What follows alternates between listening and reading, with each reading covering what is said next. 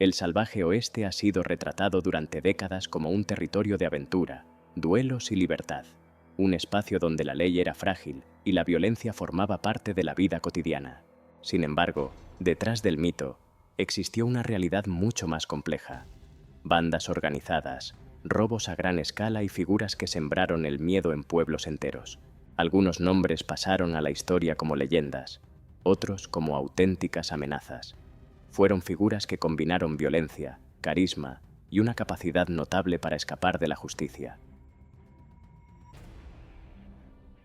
Número 5. Jesse James.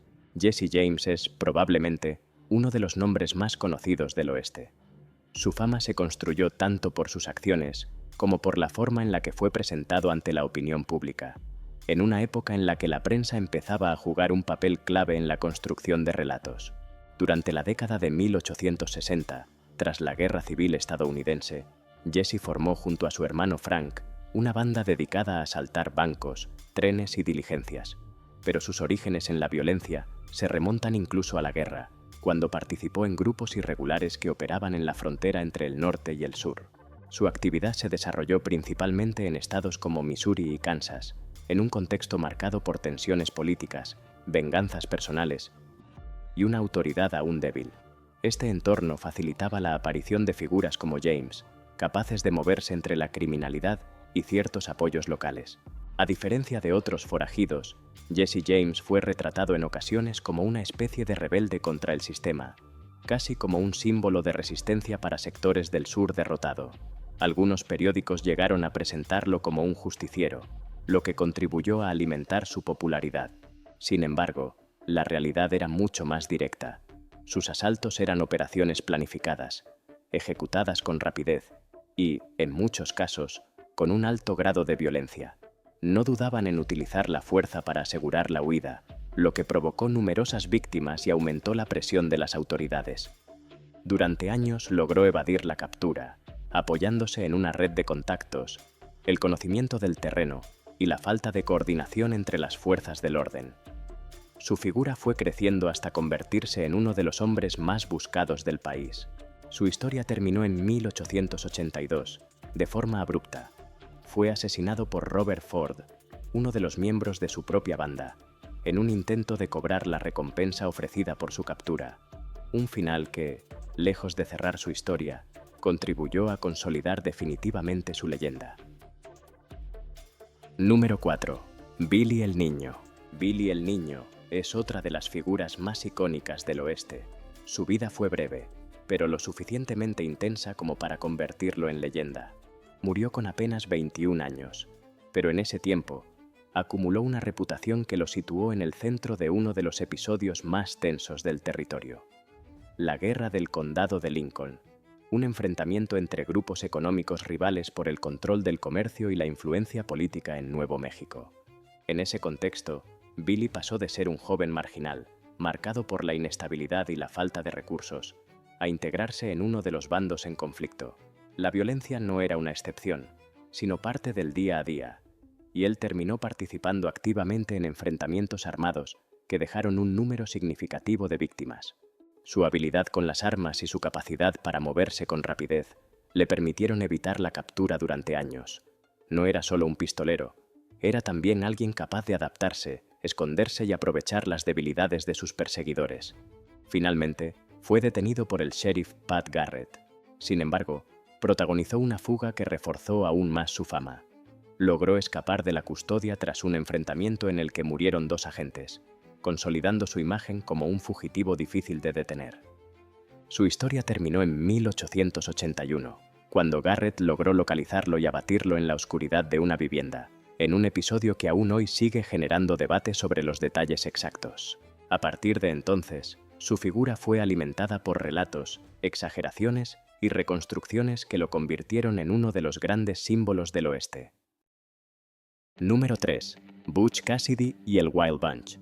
Butch Cassidy, cuyo nombre real era Robert Leroy Parker, lideró una de las bandas más organizadas y eficaces del oeste, el Wild Bunch. A diferencia de otros grupos, esta banda destacaba por su planificación. Estudiaban los objetivos, analizaban rutas y elegían cuidadosamente el momento de cada golpe. Se especializaron en robos a trenes y bancos, operando en varios estados del oeste estadounidense. Sus acciones no solo buscaban el botín, sino también minimizar riesgos, lo que les permitió mantenerse activos durante más tiempo que muchas otras bandas.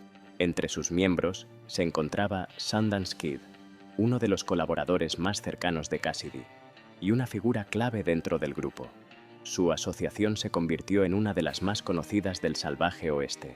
El Wild Bunch utilizaba rutas de escape bien definidas, refugios seguros y una red de contactos que facilitaba su huida tras cada asalto. Esta estructura les permitió evitar durante años enfrentamientos directos innecesarios con las autoridades, priorizando siempre la eficiencia sobre la confrontación. Sin embargo, con el tiempo, la presión aumentó.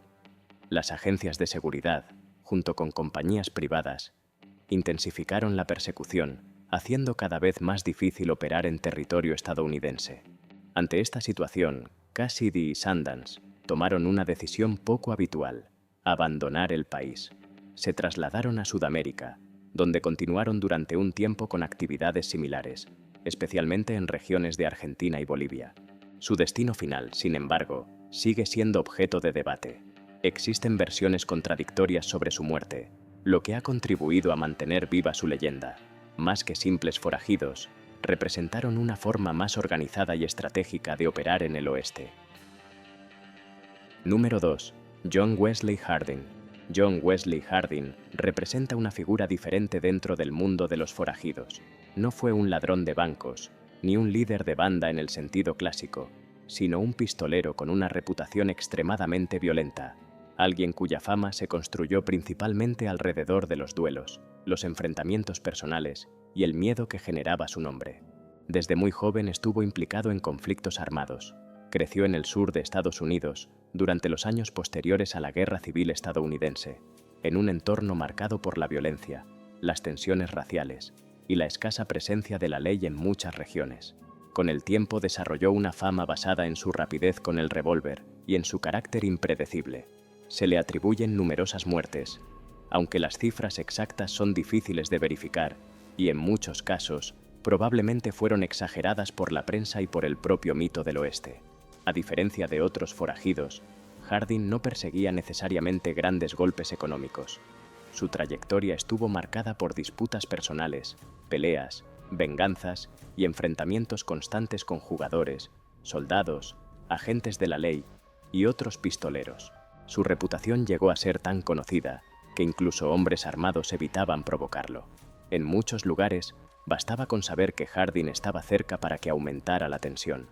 Finalmente, fue detenido por las autoridades y condenado a prisión, donde pasó varios años. Murió en 1895 en un tiroteo dentro de un salón, abatido por la espalda por otro pistolero. Un final que encajaba perfectamente con la lógica brutal del salvaje oeste. Número 1. Doc Holliday. Doc Holliday era dentista de profesión, pero su vida cambió por completo cuando fue diagnosticado con tuberculosis, una enfermedad que en aquella época tenía pocas posibilidades de tratamiento. Buscando un clima más seco que pudiera aliviar sus síntomas, se trasladó al oeste estadounidense. Allí abandonó progresivamente su profesión y terminó integrándose en el ambiente de los salones, las mesas de póker y el juego ilegal. Ese entorno estaba marcado por las tensiones constantes, el alcohol y la violencia, y Holliday desarrolló rápidamente una reputación peligrosa. Su carácter era conocido por ser impredecible. La combinación de enfermedad, alcohol y conflictos frecuentes hizo que muchos lo consideraran un hombre especialmente inestable y dispuesto a recurrir a las armas con rapidez. Su nombre quedaría ligado para siempre al famoso tiroteo del OK Corral, junto a Wyatt Earp y los hermanos Earp. Aquel enfrentamiento, ocurrido en Tombstone en 1881, se convirtió en uno de los episodios más conocidos de la historia del oeste y consolidó definitivamente la imagen de Holliday como un pistolero temido. Murió en 1887, debilitado por la tuberculosis, en un hotel de Colorado. Tenía solo 36 años, pero incluso después de su muerte, su figura siguió creciendo hasta convertirse en uno de los grandes símbolos del salvaje oeste. El salvaje oeste fue un escenario donde la línea entre la ley y el crimen no siempre estaba claramente definida. Muchos de estos hombres fueron perseguidos por la justicia, pero también convertidos en figuras casi míticas por la cultura popular. Sus historias han sido reinterpretadas una y otra vez, dando lugar a una imagen que mezcla realidad y leyenda. Pero más allá del mito, lo cierto es que estos forajidos representaron una amenaza real en su tiempo y reflejan una etapa en la que el control del territorio aún estaba en construcción y la violencia era, en muchos casos, el único lenguaje posible.